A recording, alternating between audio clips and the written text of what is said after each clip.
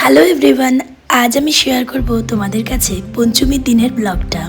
পঞ্চমীর দিন আমার কাছে ছিল একটা স্বপ্নময় দিন। এই দিন আমি আর আমার কর্তামশাই দুপুরবেলা খাওয়া দাওয়া করে বেরিয়ে গিয়েছিলাম হাতিবাগান মোড়ে আমার মায়ের খোঁজে।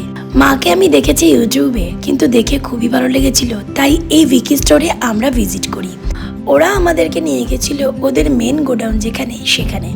এখানে এসে তো অনেক রকমের গোপাল, রামা, রাধাকৃষ্ণ সব কিছু দেখে মন একদম হারিয়ে গিয়েছিল। অবশেষে নিজেদের পছন্দ মতন লক্ষ্মীনারায়ণকে সঙ্গে করে নিয়ে এলাম বাড়িতে। এই যে দেখছো কত রকমের লক্ষ্মী মূর্তি, আমি আবার একটু খুঁতখুঁতে আছি, তাই ভালো করে দেখে তবেই নিয়েছি। এরপর চলে এসেছিলাম লক্ষ্মীনারায়ণের জন্য পোশাক আশাকের স্টোরে।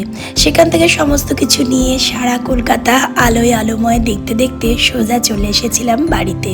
খুবই ভালো লেগেছিল এবং আনন্দমুখর একটা দিন। মাকে আর নারায়ণকে একসাথে বরণ করে শঙ্খ বাজিয়ে ঘরে তুলেছিলাম। এই হলো আমাদের পঞ্চমী। আজ তবে আসি, বাকি ব্লগটা দেখতে থাকো।